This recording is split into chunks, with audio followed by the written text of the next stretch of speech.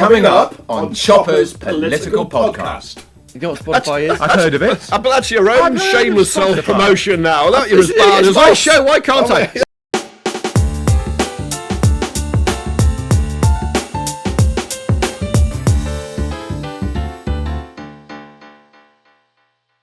Welcome back to Chopper's Political Podcast in a week when the election battle has taken centre stage. I'm back here in GB News' Westminster studio, a stone's throw from the gates of the Houses of Parliament. Weekly I bring you the best guests, gossip and stories from the heart of Westminster. Normally we take a pub table in SW1, but this week we're in GB News' Westminster studio.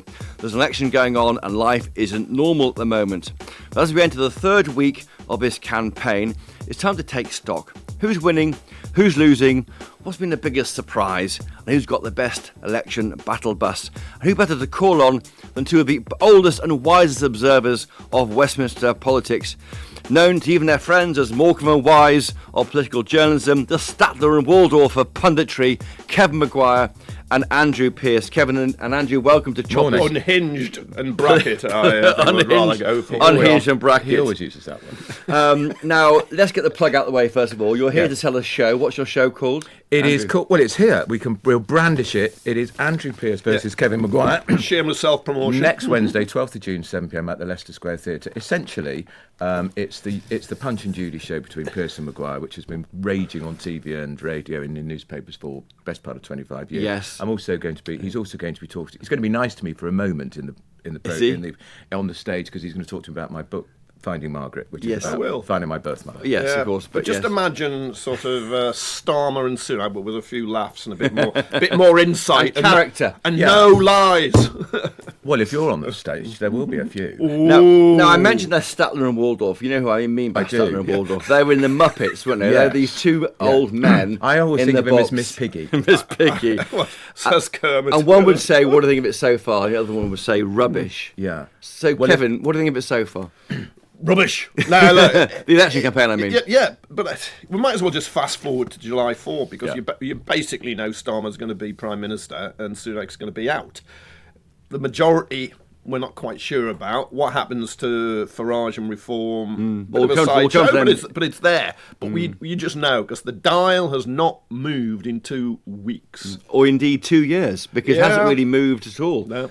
Well, in fact, it might have got worse. And the Tories I talked to are holding their head in their hands because this was a big gamble by Rishi Sunak to go early. We thought that was a clever move. It would. Did you think it was clever? I never thought it was clever at all. Well, no, but the idea was it would catch Reform on the hop. And they've reorganised themselves. Completely. They've got the right order. They've got the guy who should be the chairman is the chairman, Richard Tice, and the front of the house and is they've got Farage. the manifesto is an organ. They haven't even got their candidates in the right place. You've even got the unseemly spectacle of the chairman of the party, who most people outside this studio would never have heard of, Richard Holden, scrabbling to find a seat in Essex and causing all sorts It's worse than scrabbling. He's nominated himself. He has. Or his candidates committee said, there's one candidate for the Billericay, it's him. I know. And politically corrupt. Well, hang on, Kevin. Labour's had his big problem. Over Diane Abbott. And parachuting can we go in to Chingford too in Duncan Smith's constituency? She's now standing as an independent. Treated appallingly. But I've never come across a party chair who doesn't have a seat and then he's not strong enough to beat off two other candidates to be chosen by a group of members. That's the problem. It looks terribly weak. Well, I think he lost to a pig lobbyist in Yorkshire. And it's not over yet because we could yet see a candidate from within the Tory party standing against. We're speaking on Thursday morning and the deadline is 4 p.m. tomorrow, Friday, and when this podcast and the air is still thick with talk. Could there still be defections to Reform? Yes, which we revealed on GB News this week. And I tried to get hold of Tom Hunt, who's the Tory in Ipswich. He's not returning my calls. He's been outed, I think. He's now given a statement saying he will be a candidate for Tories. For the Tory party, Andrew. It was my call which did it. Let's rewind. Of course it obviously. was. Let's rewind just 2 weeks to what happened just over 2 weeks ago. I was part of this team. We made this documentary about Craig McKinley, the Barnack MP. We were very proud of that at GB News because it was a great scoop. It's a documentary for all our channel. He appeared in the House of Commons waving his metal arms in the air on his metal legs. It was a moment, wasn't it? And then within 5 p.m, a wave crashed over Westminster, wiping out all the news as the PM called an election which no one expected. Kevin. Yeah. Craig McKinley was a victim of that because he planned to stand. In November. Yeah, but it was too soon for him. And I did feel, on a human level, I'm not a natural conservative, as you Well, that's an know, understatement. but I could have seen why people would have voted for him for his courage. He'd have won it by a mile. In that and constituency. the Labour candidate is hugely relieved about an early election. Sunak thought he was being very clever by catching everybody on the hop, including his cabinet, his MPs, and most of the and press. his party. But he had no plan. Otherwise, you wouldn't have had things can only get wetter in They Drowning haven't even Street, got and then a gaff after slate gaff now after gaff. of candidates. That's right, Andrew. It's absolutely, they're still looking. I thought it was deeply discourteous not to go to his MPs that night on the 22 and say, right, guys, let's beat Labour. So people like, 2 days later, Theresa May, Bill Cash, public servants who have given their lives to the Tory party just left Parliament without even a thank you from the Prime Minister. I know. I was shocked by that. Also, when he called in various cabinet ministers before the cabinet meeting at 4 o'clock, and we get the announcement, and talked to them about what he was doing, and they thought, oh great, we can have a proper discussion in cabinet this afternoon about when the election time is. Hello, I've already been to see the King. Yeah. Extraordinary. About the only thing we agree on is Sunak is useless, but he's had this gilded rise through life, a very posh, useless. I just privileged don't think he's very good at private politics. school, top universities, UK. This is jealousy, No, Kevin, saying these things. no. You'll see where I'm getting to here. And then he goes into casino banking. Then he marries an heiress. Then all of a sudden you get a plum Tory seat and a mansion in the Yorkshire Dales, absolutely lovely and gorgeous. Then you find yourself almost an accidental prime minister. And when you get the job, you're just not very good at it. And there we are. Not political. This is going to be the first big failure in his life. Almost like Gordon Brown, isn't it? Gordon Brown's plotted and schemed, didn't he, to get the job, and when he got there, Well, if the polls are right, it's a failure. The polls are right. T and C's apply. The polls are right. You said it's a good idea. I think if he'd waited to November, he could say to the party, I did all I could in the time allowed. Instead, this defeat will be blamed on him personally. It will. He's torching his personal brand, and he's setting fire to the entire Tory house by doing it. I agree with that, but his reason is because he did think he was flushing out reform, but also he was terrified about the small boats flooding across And the we're channel, seeing records pouring across the channel, because being set that's this week.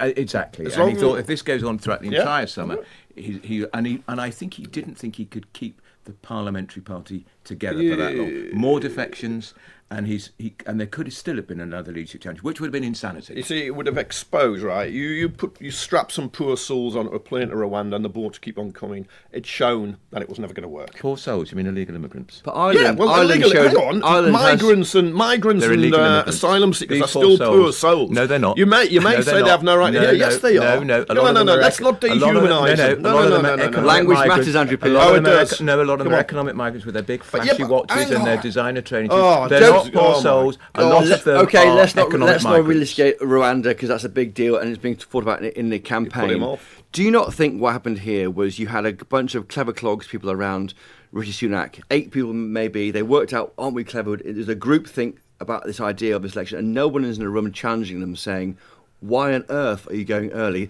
Let's look at what could have happened had they not gone early. There's a NATO summit in Washington coming up. The PM would go in there, Sunak, and say, "I'm spending 2.5% of our GDP on defence. Why can't you Now, do it?" and he won't have There's a give us the summit time. on Europe in Blenheim Palace this month. He would then put the UK at the heart of the EU again after Brexit. He's got interest rate cuts maybe from Bank of England in June and September. He's got maybe an improving economy. All these levers you can pull in government. He's not even using. He's just brushed it all away and gone to the country. But remember what Macmillan said. The most difficult part of government, events, my dear, events. And he was worried about events going against him, not in his favour. Yeah, but if you go back in recent history, Jim Callaghan and Gordon Brown fatally delayed on calling an election. We're going to find that Sunak fatally called it too soon. 4 or 5 months earlier than he should. That's one thing in your gift, isn't it? Is when to call the election. That's your one thing. Because the Tories got rid of the Fixed Term Parliament Act, which was brought in as a result of the coalition. So that was his gift. And he could have sprung a surprise, but he sprung a surprise on his own party. That was the problem. We had a series of policy announcements from the Tory party, national service for Very young good people. Captain Mannering. I'm signing you Captain up. Mannering. We're too old for this You'll thing. really terrify the Russians, won't you? I'll be in the Home Guard. Which role will I have? You're gonna. What would you do? Don't panic. Yeah. Pike. You could be Walker the Spiff. I knew you were going to say that. I knew you were going to say that. He was quite good looking, actually, so I don't mind being private. He died early. You don't want to be compared to A him. tax cut for pensioners. You mentioned Dad's Army. Legal safe spaces for women. But the polls ain't budging. The thing is, I Why? agreed with all the stuff he was doing, but the argument comes back again. Why didn't he do it before? Why didn't the Tories do it before? 14 years, you mean? 14 years. They could have sorted this safe space up. Because the Equality Act, which they're amending, is 2008. Harriet Harman's, or 2010. He's rushing to embrace the grey vote, which is getting bigger. But why did he cut national insurance twice this year and not income tax? Because pensioners don't pay national insurance. So all these things he did, very commendable. But the great point from Labour. Why didn't you do it before? He's not actually cutting income tax for pensioners. He's not going to put it up. Yes. Well, he's not is what he's saying. He's also not going to allow it to be taxed, and your lot won't give that commitment. If you're, look, we're advancing in years. If you're getting into the autumn of your life, what do you want? You want a properly function NHS, you want proper social care, and you want safer streets. He's not giving them any of that. Instead, he's going to give you in 4 years' time. Well, he's not going to take 28p a week from you, which is what it would be. And the polls are dreadful. 5 MRP polls in the past 7 days, giving Labour a 3-digit majority. And that was before the Svengali figure of Farage. I know you're dying. We're not going to talk about it yet, but just quickly to Labour. Your milkshake. Quickly to Labour. I mean, they are laughing. I mean, the Mingvar strategy is the poll lead. They daren't touch it.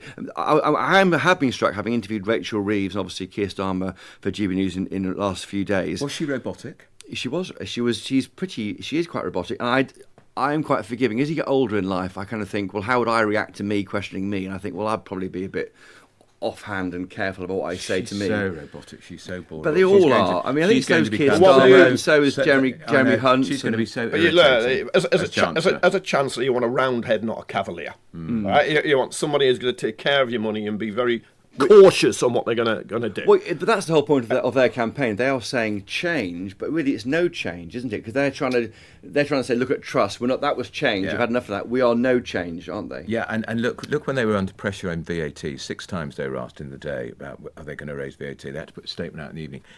Labour never raises VAT because it's so unfair on the poor people. Aggressive. Yeah. They should have said that straight away. We all do I'll this. tell you who's put up VAT. Margaret Thatcher put up VAT. Yes, Tories do it. John Labour Major don't. put up VAT. David Cameron put up VAT. It's a So Tory why tax. yes, you're right, Kevin. Why the delay? Because that shows they can't work out what to say. No, it's because you get in the games. The opposition say you've got to say yes or no, and I'm not going to say yes or no. And there's more. more. Go away. There's more tax locked. Has it made any difference? No, because VAT is not a Labour tax. I think she's boxed herself in too much on areas like capital gains tax, corporation tax, bringing in a wealth tax. I'm an old lefty on all these things. Well, she said, well, none of those things will happen. None of those things. But therefore, I think the Institute for Fiscal tax is coming. No, it's by not. which you mean a new band of council tax. I do. They'll regrade the cap. There'll be 2 new bands of council tax. There will be. They should. And if you've been living in a house for 45 years, you bought it for £4,000 and it's now worth £3 million. God help you. You'll never be able to pay it under Labour. Notice he's not denying it. It's happening in Wales. Not denying you know what you're doing? Wales are looking at it. Not denying it. You're just getting an old person somewhere to hide behind. That's what you're doing. You're worried about your own. Do you remember back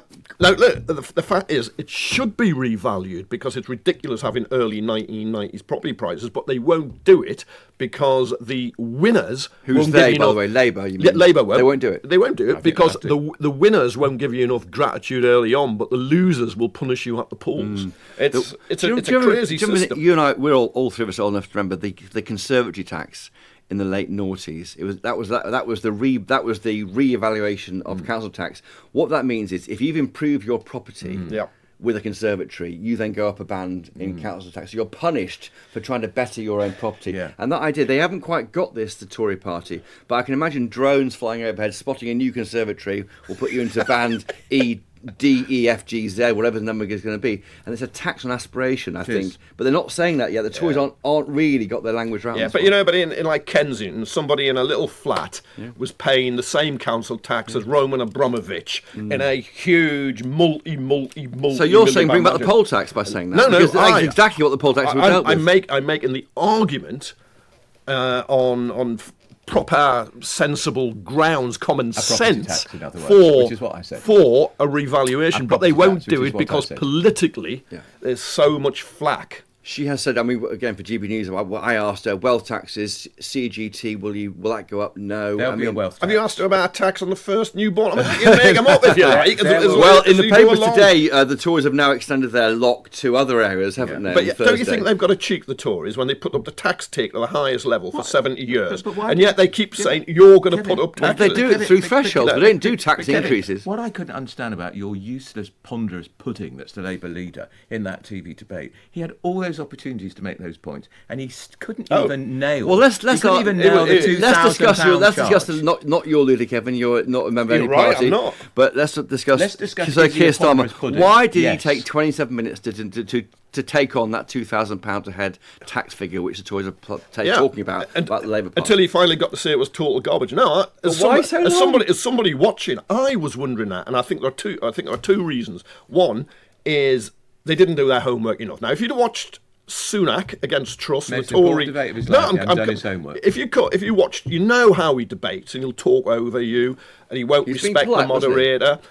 He was being over polite. He was seeing it as a courtroom, and he was respecting the judge, Julie Etchingham, until half-time when he changed. But secondly, I think he was completely thrown because he's thinking, what report has been done by the Independent Civil Service, by the Treasury? What report? Well, because they don't do it. And he's kind of thinking, is there a report but that figure I don't know about? Was revealed by Jeremy Hunt, because I went to the press conference on the Thursday before the election week, and we were given a document. It was the day after we were all in Essex with Keir Starmer and the Six Steps. So that week has been around for a bit. Basically, he had to wait until he had to wait till half-time, the interval, and then his flunky said, "For God's sake, do you think you've got to nail that." Do you know what figure. happened in a half-time break They must have told him what to say, the debate? He Was he given a came chat out with all these what he said, these aspirations? He turned his phone on and there was a series of WhatsApps saying from his staff. Yeah, well, Pat McFadden, the campaign director, had put out it's a bit worrying, isn't it? It's a bit worrying. He's just a few weeks away from being Prime The Minister. interesting thing is now though, you can see them beginning to turn it round and put it onto the character of Sunak, who will lie and lie and lie again. And it's going to make the next debate absolutely tasty. What's cut through is the idea that Labour are going to whack you on the taxes. No. It's cut through. It hasn't cut through. Yes, it has. What's cutting through? It has. Fraser Nelson did his own work on the Tories yesterday. Sunak is a liar. £3,000. So it the goes both ways. Spectator. That's what I was in Portsmouth yesterday with Keir Starmer. Yeah. And he went along all the TV crews, and everyone asked the same question about the 2000 number. And it's so annoying for Labour to have to debate a number that isn't theirs. Why haven't Labour got their own number, the 3,000 figure that Fraser Nelson talks about in The Spectator, and say, well, we're 2,000, they're 3,000. Why not attack? Why be on the defence? I don't understand it. I think even Labour know those figures. That's so spurious. You damage your own credibility by using them. Now, Labour's produced a lot of figures on getting rid of national insurance. Employees, which by the way, the Tories have not set a timetable. 45 billion. No, but you know it's an timetable. aspiration. You've got to pay. You've got to pay for it in some way. Don't just. You've got to be even-handed on this. You've got to see gaffes by the Tories, gaffes by the Labour, credit the Tories, credit the Labour. We're looking at it objectively. And I think Labour's produced those documents, 45 billion, you might have to get rid of the state pension. I've always thought they're baloney, actually. And so I've never bothered using them. And I think they realise now, if they're going after Sunak on a lie, you can't produce your own lie. Do you know what I think about Andrew? Labour just don't ever want to talk about tax. That's the point. They don't want to, hang on, Kevin, you've had your say. They don't want to talk about nothing else. The Tory tax rises. They just don't, because they're always on the defensive, because there's the assumption that Labour will tax you. All Labour governments run out of money, and they're so far ahead in the polls. I think just stand back and do nothing. Do you know what I find the most risk-averse, boring campaign. Because they're so far ahead, and they've got, hang on, Kevin, and they've got to be careful, because Theresa May did this in 2017. If you were Keir Starmer, you'd be risk-averse, wouldn't you? Well, I know, I don't think I would be. I think I'd be a bit bolder. I mean, I think the polite way of saying that's baloney, though. Labour's talked about nothing but Tory tax rises. Can I say one thing? What I find really depressing is the use of the word lie. Now, I think that, I mean, having been through the number, right, 21 out of the 28 of the lines that create this 2,000 figure are actually from the Treasury. There's a few assumptions there on Labour figures. The key numbers they've taken the middle number, not the top number or the bottom, but the middle number. You know, it could be much bigger. They don't include even the defence spending commitment in this number. So things like aspirational stuff isn't in there, unlike the national insurance attack from Labour. So I don't think it's a lie, actually. I think it's just the it's not a lie. The lie What's is the lie? The lie is to say civil independent servants civil servants. A lie is a lie is a lie. Now, I, like you, are very cautious about calling people liars. Well, in journalism we are. We can't say it in journalism. Well, we all know the law of defamation. Yeah, correct. I would not call David Cameron a liar. I would not call Theresa May a liar. I would call Boris Johnson a liar because You often have. he misled the House of Commons. Well, he couldn't open his And that's mouth a without lying. The Commons at times. is a court, Yep. and he did and misled that. Sunak has been party. caught red-handed in an election campaign. To be fair to him, though, lying. it was prepared by independent civil servants based on costings provided by Tory aides. So it's not a lie to say... No. They took some bits, then they added some other bits, and then they gave it a stir around, added some extra ingredients, and baked a cake Chris, that was you're not right. produced About by the eight- civil about service eight- or the Treasury. About 84% of it was produced by civil service, but the political advisors, who were political appointees, then added some But bits that's to the rules. combination. That's happened for decades, It since happened going for back to the decades. 50s. I was talking to Robert Buckland, former Lord Chancellor, on GB News this week, and he said Labour have done it for years. I tell you, you could go. The hand wringing by Maguire. You could go to the High Court in a think defamation Labour case, distorted say he's a the liar. Tory Sunak's message. lied I on this, just find it and so- he would I not just find win it a so case depressing. against you. Yeah. And do you know what the It's voters like- say? All they You know what hear I in the find- end is... I find more depressing No. and dispiriting Yeah. is politicians lying. No, Kevin. Wherever they They're come not, from. they're not lying, though, Mike. There is a lie Kevin. there. All the public here is noises off, but what they do here is £2,000 in Labour. Look. So it's job done for Sunak. Just step back before we talk about Farage. I mean, basically, both these two principals are decent blokes, right? I think so. Agree, Yeah, Kevin, would you accept that? I would say, you, or are they both liars? Because I think they're not liars. I think Sunak is fundamentally decent, but because he's got his back against the wall and he's staring failure and defeat and humiliation in the eye, he's gone desperate. But Labour are calling him a liar. He's not calling Starmer a liar, is he? I mean, the attacks Well, on... he can't, because he's got to find something he lied about. Now, you can find things he got wrong and he misrepresented, and he might have even misled you. But to lie is to deliberately mislead. Okay. We're looking into a big weekend for polling this weekend, because just today, Thursday morning, we're seeing Reform at 2 points behind the Tories. And that's only because YouGov have changed the way they count and they don't knows. Had they not done that, they'd be level, I think, on 18 or 19 points against Labour's miles ahead lead in the 40s. Andrew, Nigel Farage, let's ask about this weekend. Will we see crossover? Will we see Reform UK become the second biggest party by polling by Monday? I think we will. And I think it's because of the surprise, the explosive impact. Nobody saw it coming. He told us that he wasn't going to run, changed his mind. He's had a lot of exposure. It was a gift for him having the milkshake thrown in his face, not suggesting for a second he had any hand in that. He didn't. It was a wicked thing to happen, actually, because that could have been acid, and it's very serious. But he's got surprise. But I wonder if this means he peaks this weekend, because after that... Well, next week is manifesto week. Yeah, and then they'll be in a little bit more difficulty, because their manifesto, they don't call it a manifesto, they call it a business statement. They would, because they're not a political party. As I pointed out in the Mail this week, they are a company, and Nigel Farage is a 53% no one shareholder. cares about that. No one well, cares I think about they that. do, actually. But I think there will be a more difficulty on policy, because we even heard when he was on the BBC this week, Nigel Farage, changing policy, and he'd only been leader of the party for 24 hours, changing policy on the key area of immigration. No one cares because they're not going to win power, are they? But what they they're exist to put as a magnet towards other If parties. you talk to even the most loyalist Farage supporters, they're saying they don't think they'll get more than 4 or 5 seats maximum. And they're not even sure Farage will win, because it's a 25,000 majority he's got to overturn in Clacton. The Tory candidate is very popular is cemented locally. in now, isn't Giles he? Watling, Giles Watling, former actor, was in Bread many years ago. Was Kevin's favourite programme. Yes, The working about class moaning about the Scousers, Thatcher my home government. city. Don't make him like that Kevin now. could have been cast in it, really. But it is. Look, Is they're Farage a problem for Labour too? Now, he always says that he takes votes off some votes, maybe 20% of the votes off Labour. Yeah, it's not even 20%. It's less than that. No, look, it's Giles Watling, vicar in Bread. Farage presents himself as the Messiah. I think he's a very naughty boy, but there we are. And he's a gift to Labour in the short term. He is. And this election is now beginning to remind me of 1983, when Labour and the SDP alliance split the centre-left vote. I think Labour got 28%, the SDP got 26%. And how many, Thatcher, and how many seats did the SDP get? Yeah. 2? 3? No, what was it? Was it 12, 20? Don't think they But got what that happened many. is Thatcher got a thumping majority for the Tories, because the centre-left vote was split. Now the centre-right vote is split, and that is a gift in the short term It is. for Helped Labour. spend then by the Falklands War, of course. That was that was what And, drove and, also helped by the fact Michael that Labour Foot. had a hopeless leader. Michael Foot, the dreadful. longest He was a suicide note in history. Very, very decent man, but Manifesto. not a leader.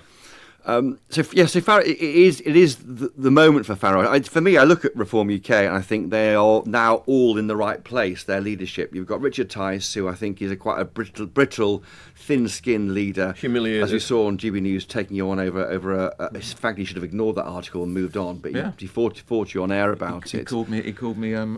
Well, I don't know what. superficial. I mean, gossip column. Farage. I take it as a badge of honour. I've been covering. I should be doing that. There's a I've been covering demarcation Farage dispute. for literally 15 years of the Telegraph before this, and I daily wrote hostile articles about him, but he never even mentioned them to me. No. And they're water for duck's back. Next thing, moving on. That's how you have to be a leader. Well, don't I you? always accuse Truth him hurts. of... Truth hurts. That's why Tice was so cross.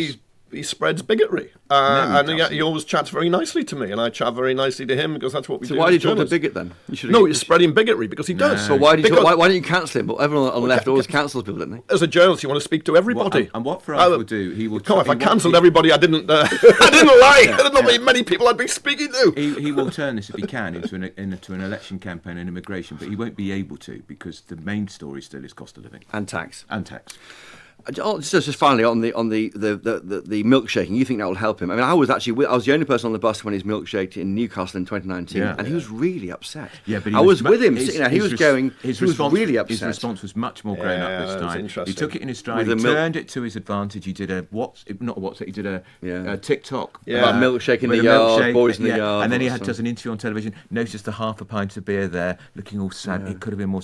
He handled it brilliantly. As only Nigel can. It shouldn't happen. Because you can shout at someone, heckle them, but you should not physically intimidate them. And by the way, the horrible little But- woman who threw the milkshake was wittering on about the cost of living crisis. How much did that milkshake cost? $4.50. Can't be affecting her too It's from badly, McDonald's. can I it? think it'll be a And bit less just than that. finally on Farage, I'm fascinated about the props of politics. His prop is the cigarette and the the beer, pint. and he also wears this overcoat with Yeah, the leather. he does. leather. He has it almost, when he's being political, he puts on the garb of being in politics. I I know. mean, do you see similar things with Starmer? I think he's less branded, isn't he? I mean, he's basically sleeves rolled up. Well, glasses. unless he's in his £500 hoodie. No, His £500 hoodie. Hang on, paid for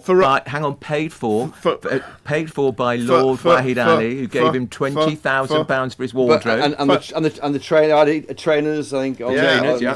But Farage, white shirt, it's an Arthur Daly Yes, coat, yes. and it Yes. works. It's lower middle class. It's blue collar. Sunak has and flying around the country in a helicopter. Don't forget that. Sunak has the very expensive but ill-fitting suits that are mind, too short, they- shorts are too bought short. from the children's department. They are And, short. They're short trousers, and aren't they? Sunak, it doesn't work for him. Starmer is now going for the sleeves and tie. Why? I've got 2 minutes left. Ed Davey. Who? Can you stop? Can you stop these juvenile stunts? And by the way, You I know do- why he I does do, them. I Let's do. explain to listeners. He does them, listeners, because he needs to get a picture in the paper. Yeah. The only as reporters, you and I know, you need pictures Yeah, in the story exactly. to get the paper. Looking like a large So in his diving off wetsuit. It's working for him. Yeah. It's very, It very is working effective. for him. It's Yeah. very effective. It's easy. He's getting coverage. Is your embarrassing dad, it's- and we're not mentioning the post office. Fujitsu Exactly post office right. scandal. And he's going to do well in the blue wall. They are going to take seats. They might get Jeremy Hunt. No the one has Chancellor. mentioned the Jeremy post office scandal yet in this, and Oh, they I will. thought they would do actually. I with think him. they will. Don't forget, he's got a postmistress fighting him in his constituency down there in Surrey. An independent on the council, it won't get anywhere. But I think also as a bit of a political hit job on him, particularly when there were a lot of other post mind, I office read about ministers. that. I know, You that's say what I I mean. It was a hit job. I thought it was rather good news. And there were others involved Yeah. too. And you made mistakes, Norman Lamb, unquestionably. Lib Dem. Who was the woman who was leading? Anyway, Lib let's Dem not leader? indicate- Conservatives. Joe Swinson, you think. But I mentioned them because I know we're not talking about them, but they are forecast by the MLP polling to get 50 MPs, Yeah. and And that's a quadrupling And on where they will are at the moment. They will be at the expense of the Tories. So Yeah. the Tories are being squeezed by Farage, Labour are crushing them, and the Liberals I down mean, in they the could south. be the second party in Parliament, judging by doubt one of it. those I MLPs. doubt it. Yeah, but I think it'll be the third. They'll overtake the SNP, won't they? Yeah, So they'll yeah, go back to kind of where they were in the coalition time when they put the Tories in But power. it looks like the Tories are heading But with for no about 100. influence because Labour's so big, they can be ignored by Labour. So with a hung Parliament, the Lib Dems will be more influential. You know, The Tories could be at their lowest level since 1906. It's very possible for Starmer to get a smaller share of the vote than Jeremy Corbyn's 40% in 2017 and get a landslide. Just finally, we've toured across. You're holding up your sign about your event next shameless week. self-promotion Come again. and see us. It says at best of Leicester Square frenemies. Theatre. The gloves are off. Well, they're off on this podcast. Leicester Square Theatre, June Just 12th. quickly. It's Friday morning. Listen to this. What do you want to hear next week from these parties? It's manifesto week from all the main parties. Andrew Pearce. I'd like to see how Labour really think they're going to stop the small boats. Yeah, I want to see how the Tories could cut taxes and do everything they say they would do without damaging public services. And from Labour, I want to see how they can transform public services without putting up tax. Stop being critical. Have some solutions. He didn't have any. Oh no, you've got to have answers. Have answers. Yeah, and maybe have maybe one or two policies from Labour. Quite novel. Come on, you're always nicking them. It's not Quite true they novel. haven't got any policies, but I'd like to see them paint in far more vibrant colours what they would do. And just finally, easy question: forecast result of the election on July the 5th. I think we can assume that Keir Starmer is going to be. And how big is the majority then, Andrew? Enormous. How many? Three figures? I think certainly 1997 levels. Kevin Maguire. I used to think it would be Because majority. because of reform. No majority. Then I went to 40, and you just looking at it now, you think it's going to be in the. I was hung parliamentary. Yeah, so was I. Ago. But you just. But anyway, it's not over until people have voted, and no one's voted, and You sound there like we a are. politician. Well, thank you. But I don't want to get it wrong. Thank you again to Again, my guest well, this you week. do, It's been a great Doesn't want to get it wrong, podcast. He always gets it Barely wrong. got worded edgewise. He might be right wing, but he's never right, is he? You can watch this live if you really want to, listeners, next week, 12th of June, 7 p.m. Andrew Pearce versus Kevin Maguire. Best of frenemies, they say. The gloves are off. And listen, if they want to now to get tickets, I've got this fabulous new website, www.andrewpearceofficial.com. He's really entered the 21st century. that is- www.andrewpearceofficial.com. Otherwise, the Leicester Square I Theatre. didn't catch that. I didn't catch Enough! that. Could you say it Ding again? ding! Someone sound a bell and end this battle. Yeah. I'd love to thank you, my guests, Andrew Pearce, GB News, Daily Mail, Chris and I go back etc. 25 years, by the way. I don't know. I thought it was just a rumour. Kevin Maguire from the Daily Mirror. Thank you both for coming in. Thank you, Chopper. Lovely to talk to you. It's been great to be here. I'd love to know your thoughts on what Andrew and Kevin had to say today. I tweet at Christopher Hope on X. Email me. Forgot their chopper@gbnews.uk. If you enjoyed this podcast, I know you have, please tell your friends. If you really enjoyed it, please leave a 5-star rating and a review on Apple Podcasts and Spotify. It helps other people to find it. Do you know what Spotify is? I've heard of it. But that's your own shameless self-promotion now. It's my show, why can't I? Let's be quiet. Thank you to the brilliant team of GB News colleagues behind this podcast. Mick Booker, Andrew Pearce, Jeff Marsh, Rebecca News, George Macmillan. Most importantly of all, thank you to you for listening. If you want more Chopper in your life, and these two do catch me weekly on GB News and at midday when Parliament sits on Wednesdays when I present PMQs live. Keep up to date all of our best political reporting during the election on our website, gbnews.com. But until next time, cheerio!